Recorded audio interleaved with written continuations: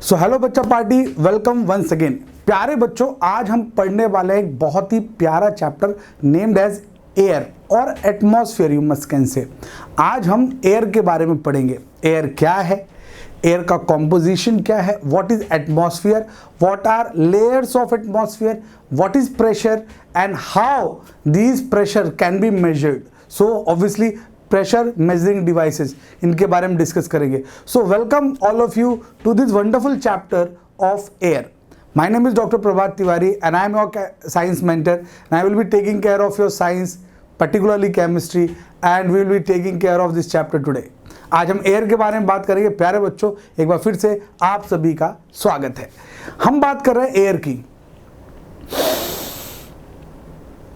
Air गई, air बाहर आ गई।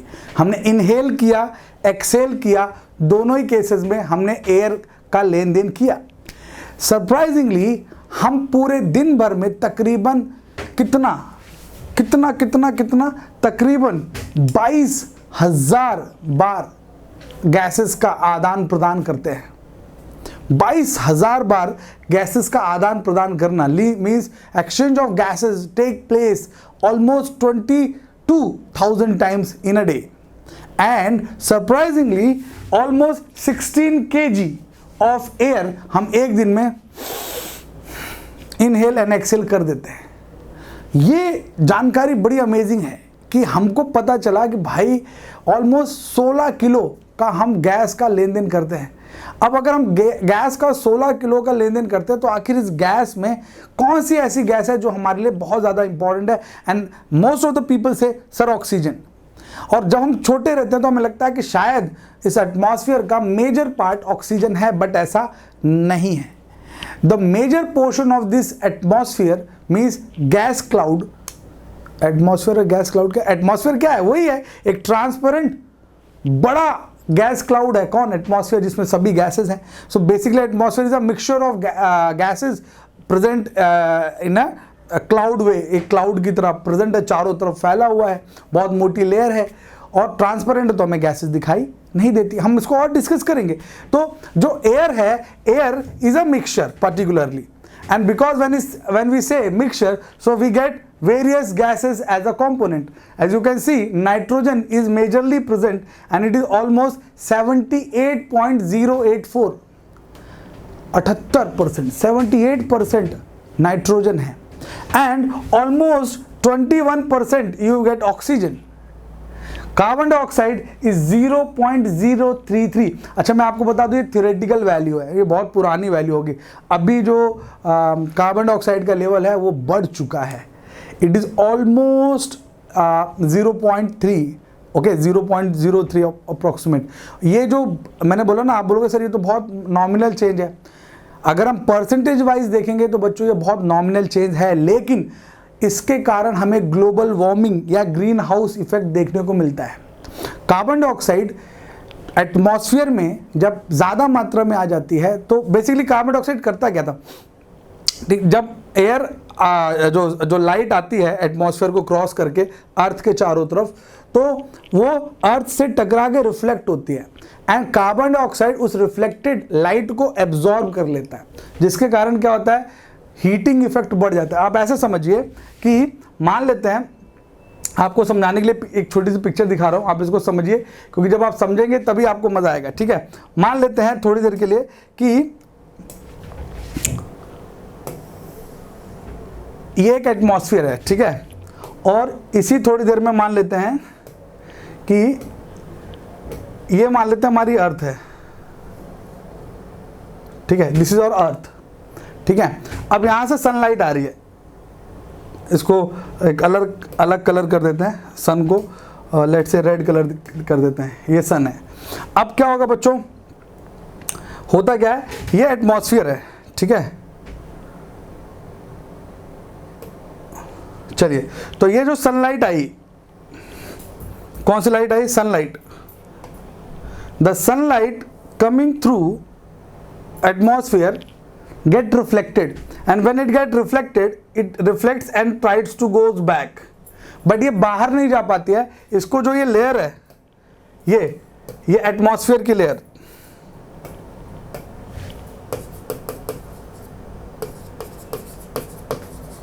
ठीक है।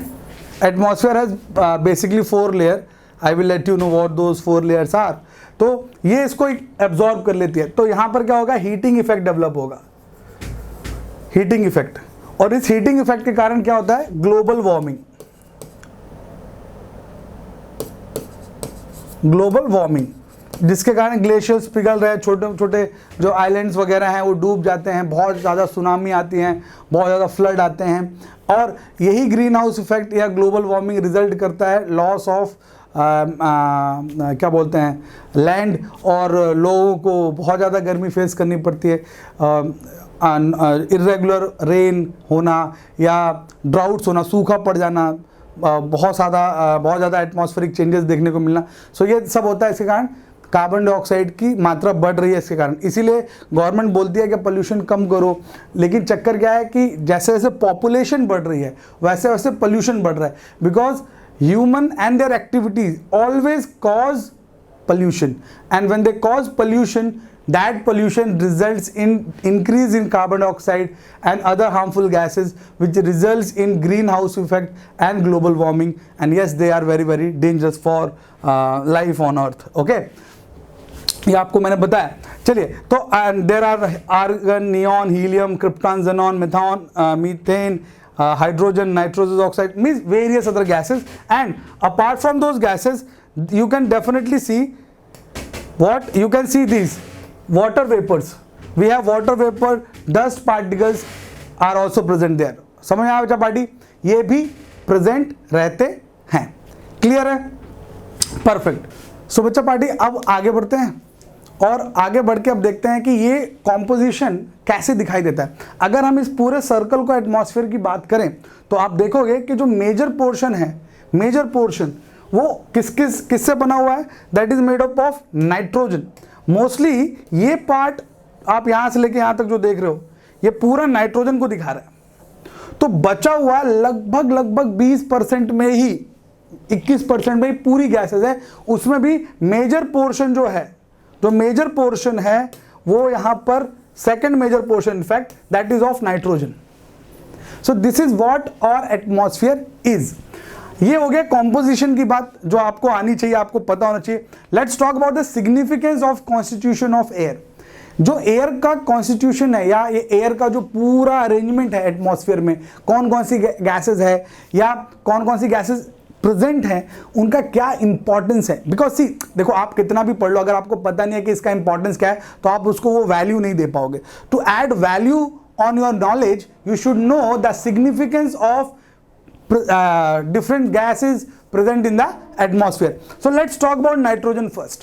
सबसे पहले नाइट्रोजन की बात करते हैं। तो नाइट्रोजन के साथ क्या इंटरेस्टिंग बात है, देखो नाइट्रोजन का हमारी बॉडी डायरेक्ट या ह्यूमन या इवन प्लांट्स डायरेक्ट कंजम्पशन नहीं कर पाते। हम इनहेल कर रहे हैं, एक्सहेल कर रहे हैं, तो हमको हमेशा लगता है कि क्या हमारे नाक में फिल्टर है, क्या नाक में फिल्टर है कि वो नाइट्रोजन नहीं जाने दे। नहीं, नाइट्रोजन जा रही है और वापस आ रही है। नाइट्रोजन का डायरेक्ट कॉम्बिनेशन या जो एलिमेंट्री नाइट्रोजन है इसका डायरेक्ट यूज ह्यूमन बॉडी या एनिमल बॉडी या प्लांट बॉडी नहीं कर पाते। तो हम इनका कंजम्पशन कैसे करते हैं, in the form of various nitrates, और इन नाइट्रेट से फिर ह्यूमन बॉडी में प्रोटीन फॉर्मेशन होता है। जैसे आपने सुना होगा पल्सेस, दाल जो होती हैं, जितनी भी दालें हैं उनमें नाइट्रोजन फिक्सिंग बैक्टीरियाज होता है, ठीक है। जो राइजोबियम बैक्टीरियाज होते हैं वो सभी लेग्यूमिनस प्लांट्स में होते हैं। लेग्यूमिनस मतलब दालों वाले प्लांट, है ना। लेग्यूमिनस फैमिली जो होती है प्लांट्स की, उस फैमिली में उनके रूट्स पर राइजोबियम बैक्टीरियाज होते हैं। Those are responsible for nitrogen fixation. तो अदरवाइज आप नाइट्रोजन फिक्सेशन हमारी बॉडी में कर नहीं सकते थे या प्लांट बॉडी में कर नहीं सकते थे। तो nitrogen is very very important because protein formation का मेजर एलिमेंट होता है नाइट्रोजन।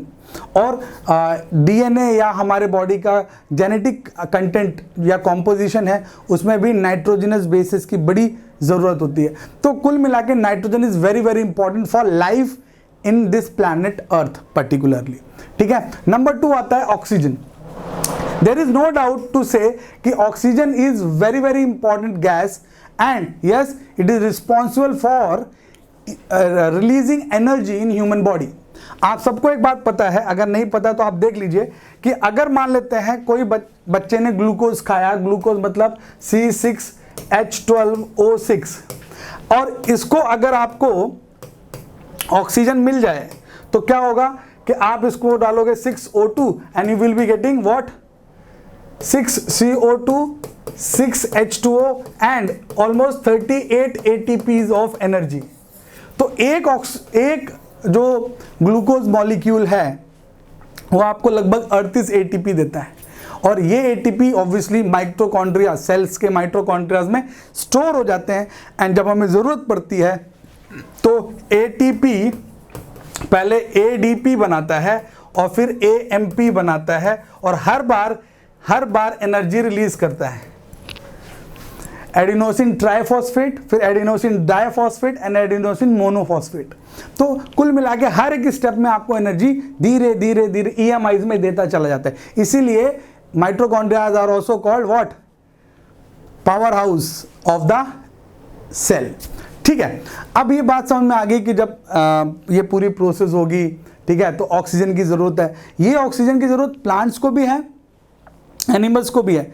एनिमल्स भी और प्लांट्स भी, दोनों भी किसको रिक्वायर करते हैं, ऑक्सीजन को रिक्वायर करते हैं फॉर दिस प्रोसेस। हम रेस्पिरेशन क्यों करते हैं? रेस्पिरेशन के बच्चों 3 स्टेजेस होती हैं, अगर आपको नहीं पता बता देता हूं। This is breathing, inhale exhale, inhale exhale, समझ में आया? ब्रीदिंग के बाद गैस जब लंग्स में एक्सचेंज होगी तो वो पूरी बॉडी में सर्कुलेट होगी, तो that is called gases transport, and उसके बाद होगा सेलुलर रेस्पिरेशन, और सेलुलर रेस्पिरेशन में आपको ग्लाइकोलिसिस एंड क्रेब्स साइकिल ये सब पढ़ने को मिलेगा। तो कुल मिला के बच्चों बात ये है कि ये सभी में होता है, प्लांट्स में भी होता है, एनिमल्स में भी होता है, और इसका रिजल्ट क्या होता है, फॉर्मेशन ऑफ एनर्जी, क्योंकि दोनों को एनर्जी चाहिए, चाहे प्लांट हो चाहे एनिमल। तो इसलिए ऑक्सीजन नहीं तो कुछ होगा नहीं, एनर्जी नहीं रहेगी तो ऑब्वियसली आप सोचो ना, आप ब्रीदिंग को होल्ड नहीं कर सकते क्योंकि गैसेस एक्सचेंज रुक जाएगा, तो आपका ब्रेन आपके कॉन्शियस को हटा देगा, ब्रेन बोलेगा तुम नहीं कर रहे ब्रीदिंग, जाओ, पूरी बॉडी को क्या बोलते हैं, लूज छोड़ देगा। जैसे लोग क्या करते हैं, किसी शॉकिंग कंडीशन, शॉक में चले जाते हैं तो ब्रीदिंग थोड़ी देर के लिए रुक जाती है, लेकिन रेस्पिरेशन चलता रहता है, तो ब्रेन क्या करता है, आपके कॉन्शियस को उड़ा देता है। समझ में? आप सब कॉन्शियस माइंड में चलो, लेकिन ब्रेन जिंदा रहता है, थोड़ा बहुत करके अपने आप को जिंदा रखता है, क्योंकि ब्रेन को पता है मैं जिंदा तो सब जिंदा। समझ में आया कि नहीं? चलिए अब बात करते हैं बच्चा पार्टी किसकी, कार्बन डाइऑक्साइड की। As I said, carbon dioxide it is a very very important substance. Carbon dioxide जितने भी कार्बोनेट्स, बाइकार्बोनेट्स होते हैं इस पूरे अर्थ पर प्रेजेंट हैं, जितने मिनरल्स सभी में लगभग कार्बन प्रेजेंट होता है। हाइड्रोकार्बन्स में कार्बन प्रेजेंट रहता है।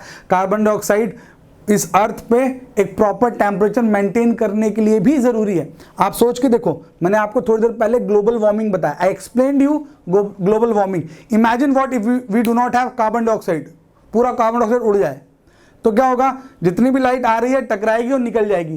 तो अर्थ पर रहने लायक एक प्रॉपर ऑप्टिमम टेम्परेचर मेंटेन नहीं होगा, और अगर ऑप्टिमम टेम्परेचर मेंटेन नहीं होगा तो the earth will become like a ice, पूरा बर्फ की तरह बन जाएगा, और बर्फ में तुम क्या ही कर लोगे।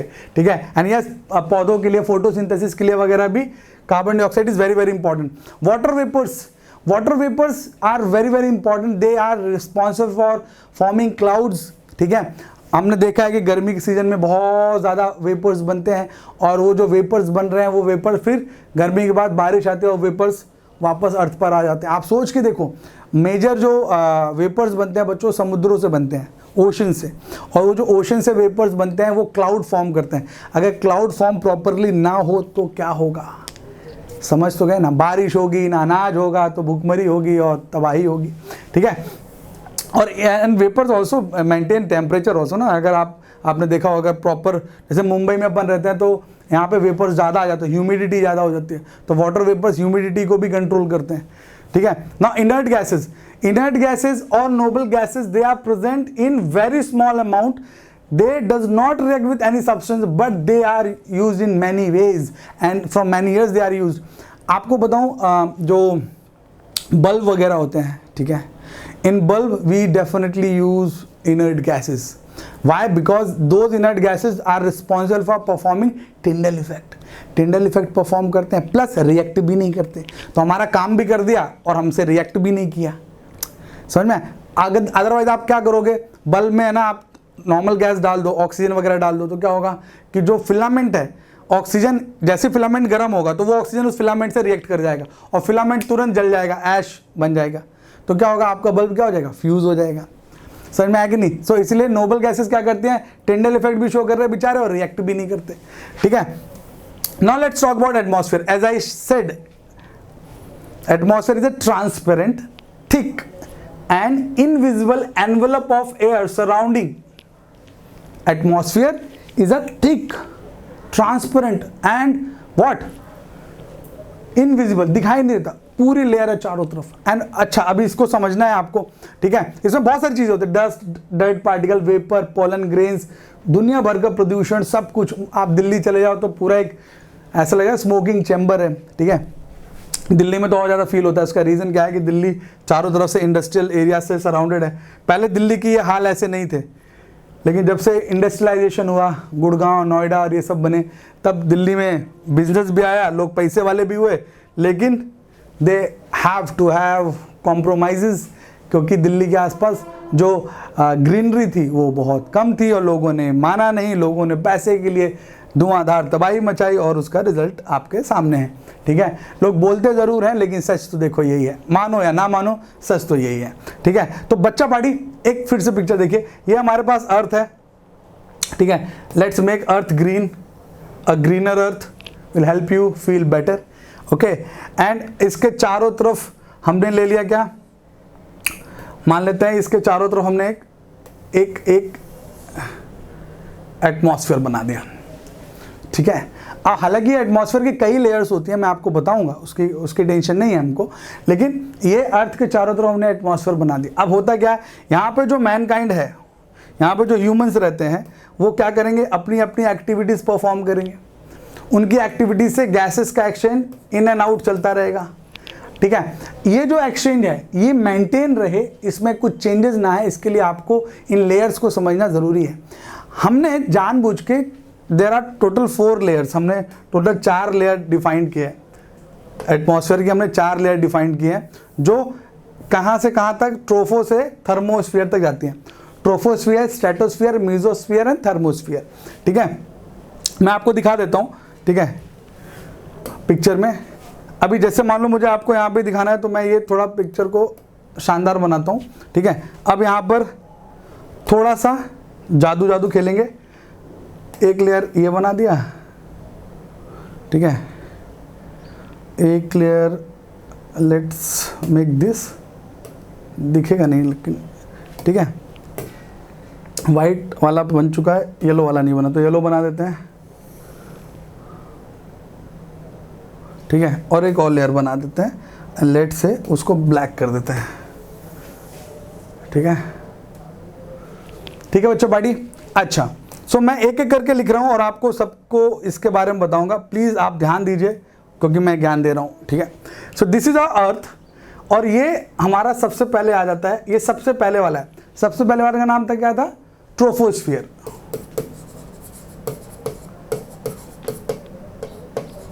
फिर सेकंड वाले का नाम था स्ट्रेटोस्फीयर। फिर तीसरे नंबर वाले का नाम था मीजोस्फीयर, एंड लास्ट वाले का नाम था बच्चों थर्मोस्फीयर। इसके 2 नाम होते हैं थर्मोस्फीयर के, कई लोग थर्मोस्फीयर बोलते हैं, कई लोग आयनोस्फीयर भी बोलते हैं, आयनोस्फीयर, और कई लोग बोलते हैं इसको अपर एटमॉस्फेयर। ठीक है, अपर एटमॉस्फेयर। अब एक एक की शुरुआत कर, ट्रोफोस्फीयर कहाँ से शुरू होता है, समुद्र तल, मतलब जो सी लेवल है। ठीक है, आप कहीं पे भी जाओगे ना तो अब एक्चुअली आजकल है ना, आपके स्मार्टफोन में भी ये फीचर आ चुका है कि you can check the altitude, आप कितनी हाइट पर हो समुद्र तल से। जैसे मैं मुंबई में हूँ तो सबको ये लगता है ना कि हम जहाँ पर हैं हम तो ज़मीन के लेवल पर हैं, लेकिन हमारे यहाँ ज़मीन सही नहीं है ना, ज़मीन ऊपर नीचे है, ऊबड़ खाबड़ है, हमने लेवल बनाया है। सो सी लेवल इज ऑलवेज मेंटेन, सी का लेवल मेंटेन होता है, तो उसे कॉन्स्टेंट माना जाता है। ओके, गेटिंग माई पॉइंट ना बच्चा party. Sea level is maintain, like suppose you are going to Shimla, Shimla is already at very height ना, compare to that of other land. तो अब आप शिमला गए, वैसे भी बहुत हाइट पर है, अब आप बोलो हम तो शिमला पर, हमें तो प्लेन दिखाई दे रहा है और हम उस पर खड़े हैं, तो ऐसा नहीं होता। हम क्या करते हैं, ओशन या सी लेवल को क्राइटेरिया मानते हैं, ठीक है। तो सी लेवल से लेकर 20 किलोमीटर्स तक ट्रोपोस्फियर है। कहाँ से? 0 to 20 किलोमीटर्स। और ये सबसे ज़्यादा इंटरेस्टिंग है ट्रोपोस्फियर, क्योंकि पूरी लाइफ आपको यहाँ देखने को मिलती है, बहुत ज़्यादा चेंजेस देखने को मिलते हैं। जैसे जैसे आप ज़मीन से ऊपर जाते जाते हो, एटमॉस्फेरिक प्रेशर कम होता चला जाता है, आप जैसे जैसे ऊपर जाते जाते हो टेम्परेचर कम होता चला जाता है।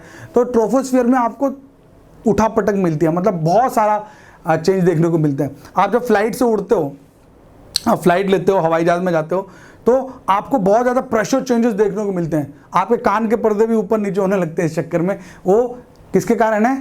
ट्रोपोस्फियर के कारण है, ठीक है। यहाँ पर मेजर चेंजेस होते हैं, कहाँ पर? ट्रोपोस्फियर में। Stratosphere is very important. ये 20 से 50 किलोमीटर तक जाता है, लगभग 20 से 50 किलोमीटर तक। कौन होता है? स्ट्रेटोस्फियर। स्ट्रेटोस्फियर में आपको ओजोन लेयर देखने को मिलती है, देखने को मिलती है मतलब ozone layer is present, okay. Ozone layer is responsible for controlling UV rays reaching earth. तो स्ट्रेटोस्फियर में जो यूवी रेज आती हैं सन से, उन हार्मफुल रेज को रोकने का काम कौन करता है? स्ट्रेटोस्फियर करता है। ये बहुत ज़्यादा इंपॉर्टेंट है। एंड यस, यहाँ पर भी आपको टेम्परेचर डिक्रीज होता हुआ मिलेगा जैसे जैसे आप ऊपर जाओगे। अच्छा, एक चीज़ है बड़ी इंटरेस्टिंग जो मुझे आपको बताना है, ये इसलिए भी बताना है ताकि आपको मज़ा आए जान के। जब हम ट्रोपोस्फियर में जाते हैं ना बच्चों, तो for every 1 kilometre of height, जैसे जैसा हाइट में 1-1 किलोमीटर ऊपर जाते हो, all an average 6 degree Celsius का टेम्परेचर डिक्रीज होता है। फॉर एग्जाम्पल, ये मैं आपको बता रहा हूँ, ये ठीक ठाक मतलब चीज़ है जो आपको पता होनी चाहिए। जैसे if I am let's say I am eight Mumbai, और मुंबई में टेम्परेचर है 35 degree Celsius, let's say, okay. तो जब मैं मुंबई से 1 किलोमीटर की हाइट पर ऊपर रहूँगा, तो ऑलमोस्ट 6 डिग्री सेल्सियस, मतलब उस हाइट पर 29 डिग्री सेल्सियस के आसपास टेम्परेचर रहेगा। और अगर मैं थोड़ा और ऊपर जाऊंगा, तो that will be what? Approximately 23 degree Celsius. ये अप्रॉक्सीमेट है बच्चों, ऐसा नहीं है कि सर इसका मतलब ये हुआ कि मैं रॉकेट से अगर जाऊंगा 10 किलोमीटर तो 60 डिग्री का लॉस। ये अप्रॉक्सीमेशन है बच्चों, प्लीज़ आप वो समझो जो समझाया जा रहा है, ठीक है। सो इन शॉर्ट ये कि इस तरह से टेम्परेचर चेंज आपको देखने के लिए मिलता है। Then there is mesosphere. अच्छा, मेसोस्फीयर की सबसे इंटरेस्टिंग बात है, आपको बता देता हूँ। ट्रोपोस्फीयर बता दिया, स्ट्रेटोस्फीयर बता दिया, ठीक है। जितने भी क्लाउड्स वगैरह होते हैं सब ट्रोपोस्फीयर में होते हैं, वाटर वेपर्स ट्रोपोस्फीयर में होते हैं। स्ट्रेटोस्फीयर में आपको ओजोन लेयर वगैरह देखने को मिलती है जो 10 से 50 किलोमीटर तक रहती है। अच्छा, मैंने शायद 20 किलोमीटर बोल दिया था, that is up to 10 kilometres. The troposphere is up to 10 kilometres, please make this correction, up to 10। और 10 से लेके 50 तक कौन होता है? ठीक है, 0 से 10 कौन होता है? ट्रोपोस्फीयर। और 10 से 50 कौन होता है? स्ट्रेटोस्फीयर, किलोमीटर्स, ठीक है। और 50 से 80 होता है मेसोस्फीयर, एंड 80 इनफैक्ट 120 बोल दो, and above and beyond that is what? That is all thermosphere और अपर एटमॉस्फेयर, ठीक है। तो बच्चा पार्टी, अब बात करते हैं मेसोस्फीयर की। मेसोस्फीयर 50 to 80 किलोमीटर होता है, एज आई सेड। इसमें आपको temperature is lower than that of troposphere and stratosphere. अब आप इतनी हाइट पे चले गए हो कि टेम्परेचर बहुत कम हो जाता है, ट्रोपोस्फीयर से भी कम और ऑब्वियसली स्ट्रेटोस्फीयर से भी कम, ठीक है। In this region temperature falls with increase in altitude. और अब जितना जितना जितना जितना ऊपर जाते जाते हो टेम्परेचर और कम होता जाता है। समझ में? भैया मैं आपको एक चीज़ बताना चाहता हूँ, ये बहुत इंपॉर्टेंट है। टेम्परेचर मेंटेन करना किस पे डिपेंड करता है? कार्बन डाइऑक्साइड पे। मैंने बताया था ना आपको, क्योंकि ये रिफ्लेक्टेड रेज को रोक लेता है। अब रिफ्लेक्टेड रेज कहाँ रुक जाती है? ट्रोपोस्फीयर पे ही रुक जाती है रिफ्लेक्टेड रेज, वो स्ट्रेटोस्फीयर पे भी नहीं आती, इसलिए वहाँ पे आपको और डिक्रीज मिलता है। मतलब क्या बोलेंगे, इतना फ्रीजिंग टेम्परेचर क्रिएट हो जाता है। समझ में? Then there is thermosphere, very very important. Thermosphere is also known as ionosphere or upper atmosphere. It goes above 120 kilometer and even extend beyond that. 120 kilometre अगर आप हाइट पे जाओगे अर्थ के, तो वहाँ से लेके बियॉन्ड आपको आइनोस्फीयर ही है। ये बहुत ज़्यादा हाई ग्रेड टेम्परेचर यहाँ देखने को मिलता है, बहुत ज़्यादा यहाँ रेडिएशन होता है, बहुत हार्मफुल इनफैक्ट रेडिएशन होता है, और ये सबसे खतरनाक जगह होती है एटमॉस्फेयर की। समझ में आप बच्चा बड़ी बात। अब बात आती है कि what is the significance of atmospheric study, हमें एटमॉस्फेयर को क्यों पढ़ना चाहिए या हमें क्यों इसके बारे में जानकारी होना चाहिए। Number 1, it plays an important role in cloud formation, rain and forecast वगैरह।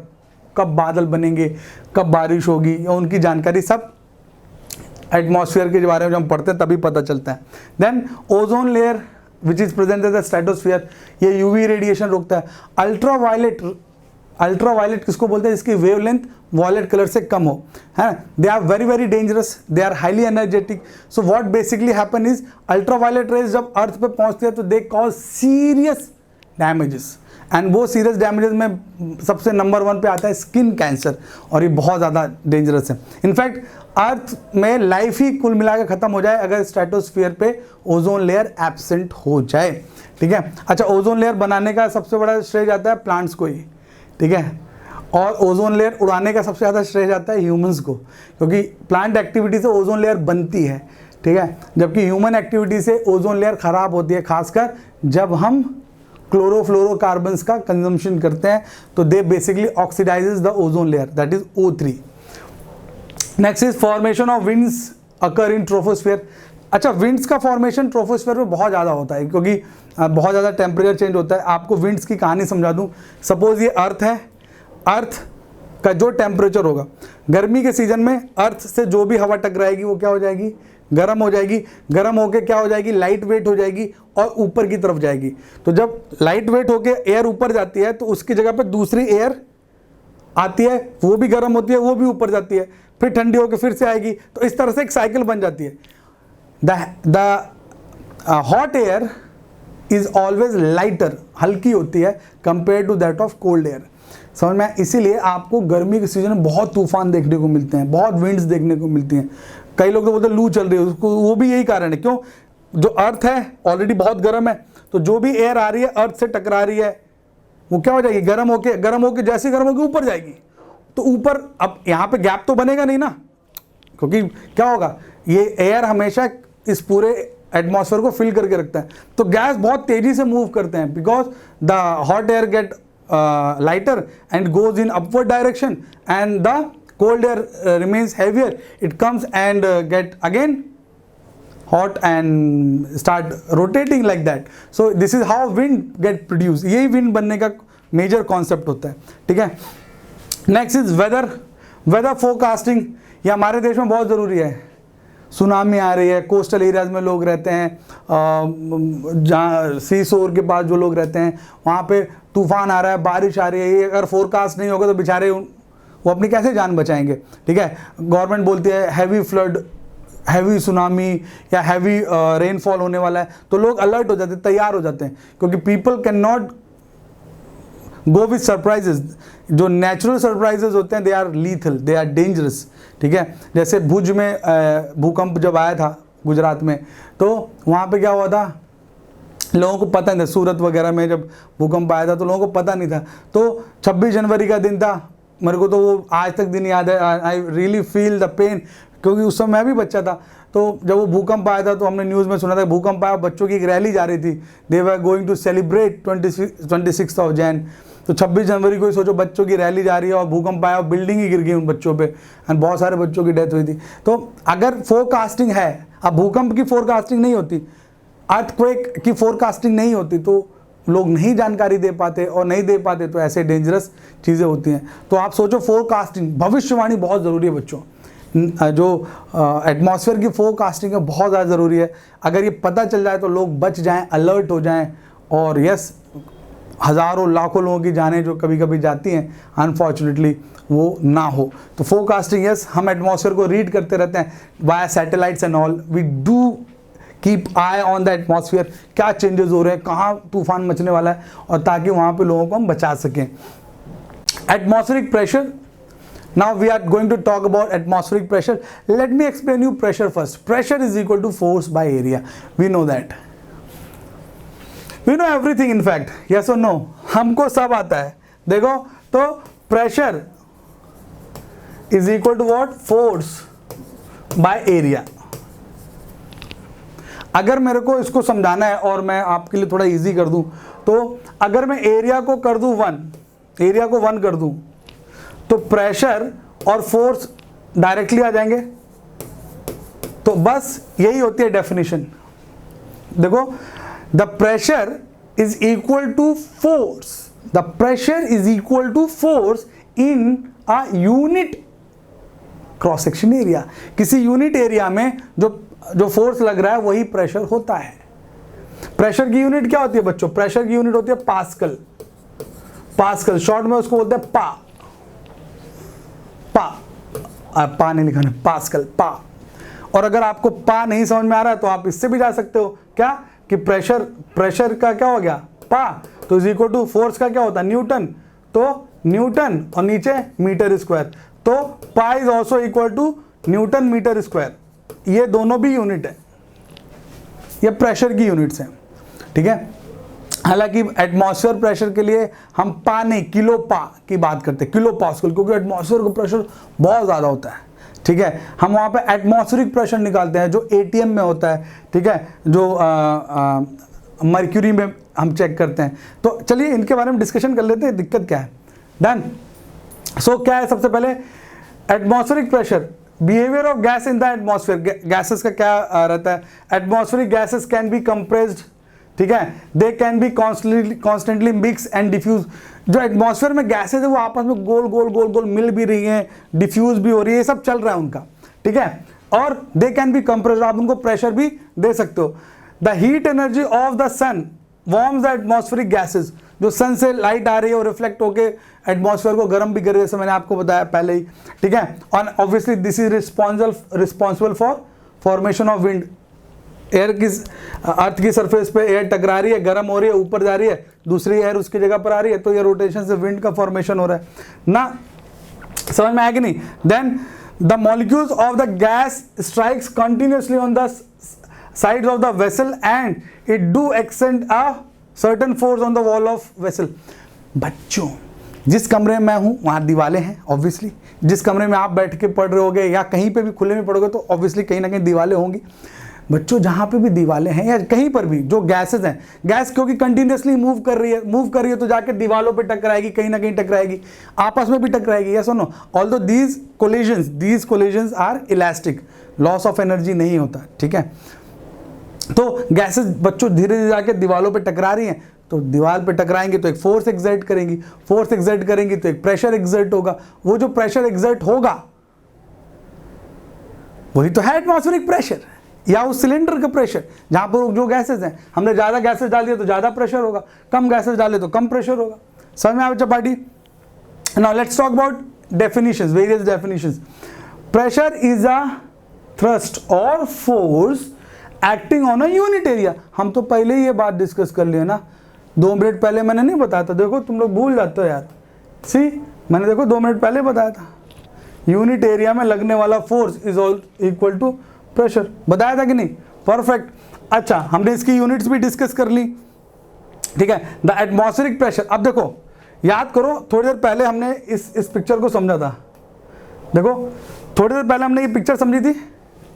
अब मैं नीचे से ऊपर जा रहा हूं, अगर मैं यहां खड़ा हूं अर्थ के सरफेस पे, तो ये ऊपर से इतना लंबा डिस्टेंस,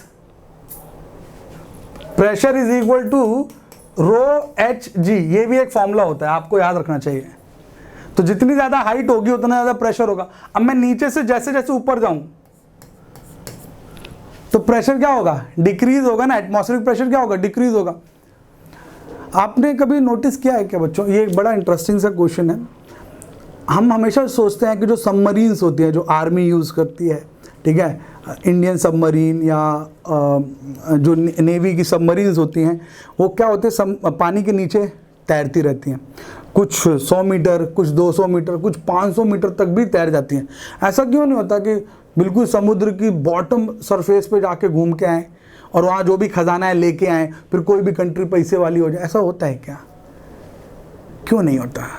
क्योंकि जो सबमरीन है वो जितना जितना डीप जाएगी उसके ऊपर उतना ही ज़्यादा पानी आएगा, और जितना ज़्यादा उसके ऊपर पानी आएगा, पानी का खुद का एक प्रेशर बनेगा। Hydraulic pressure. और उस प्रेशर के कारण क्या होगा, अरे भाई फट जाएगा। क्या वो सबमरीन कितनी भी सॉलिड बनाई हो आपने, और अगर फट जाएगी तो जो उसके अंदर है वो बचने का चांस ही नहीं।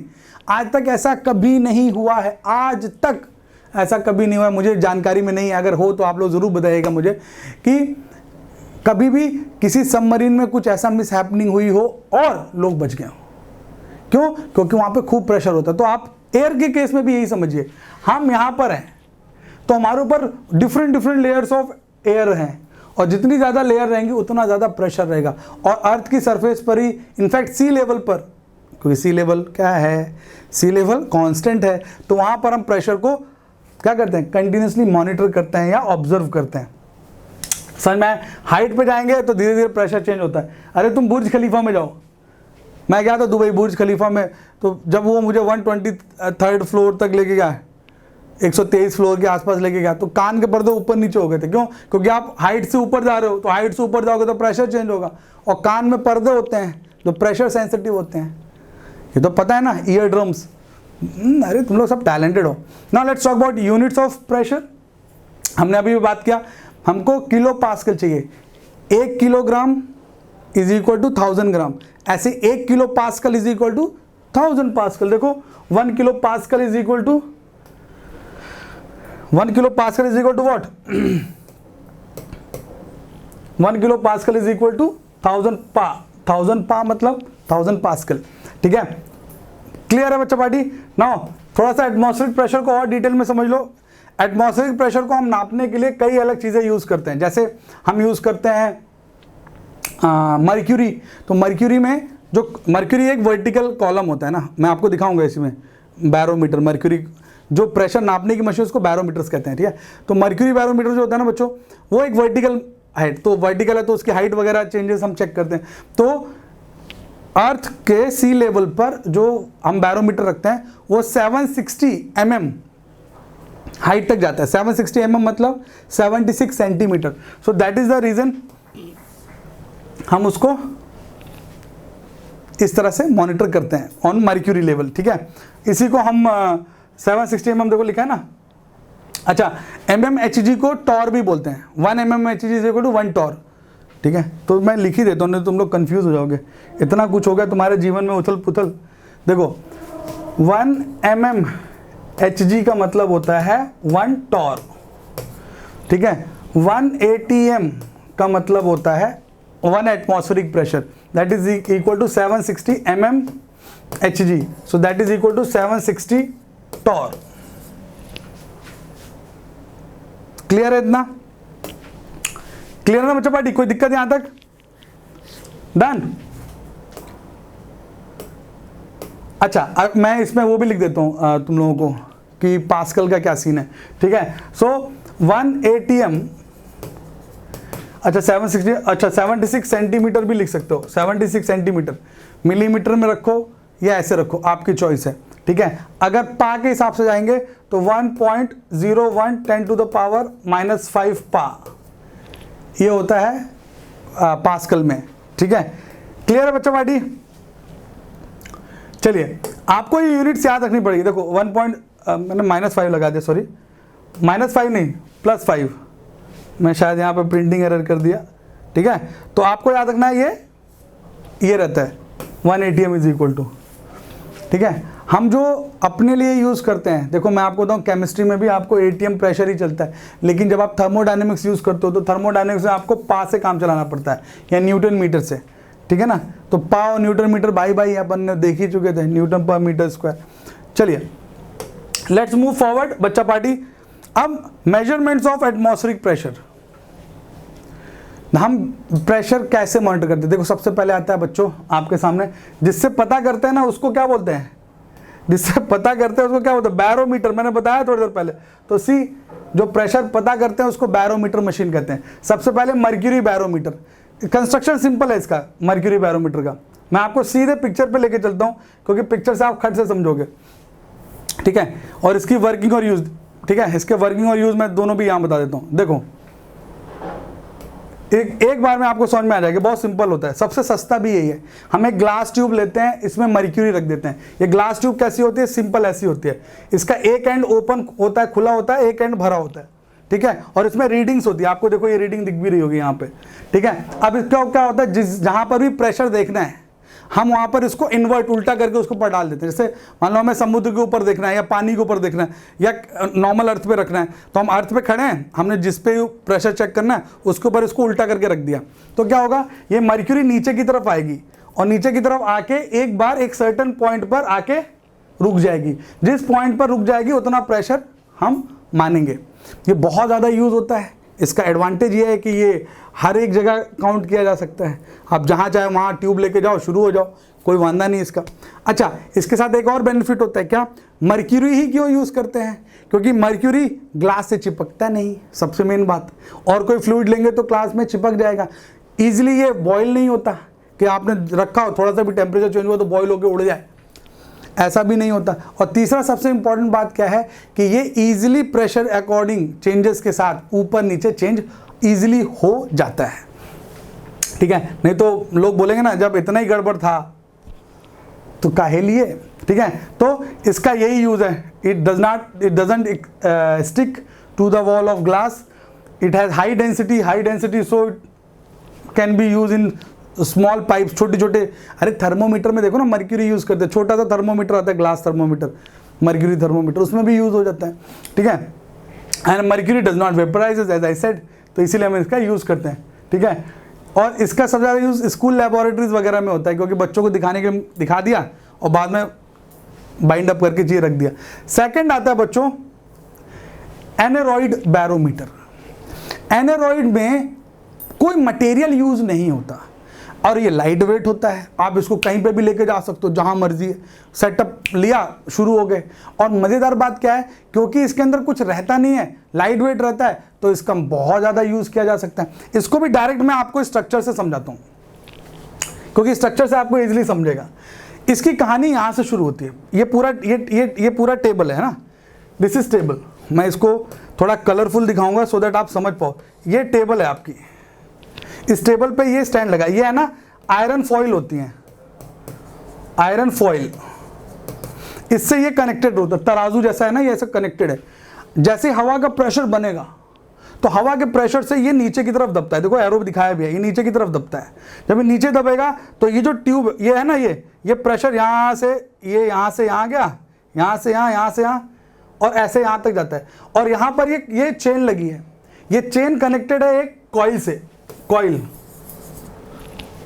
का काम क्या है, कॉइल ऐसे कनेक्टेड है, जैसे प्रेशर आएगा कॉइल थोड़ा स्ट्रेच होगी तो ये जो कांटा है वो नीचे की तरफ मूव होगा या ऊपर की तरफ, मतलब इसका काम भी है नीचे ऊपर मूव करना।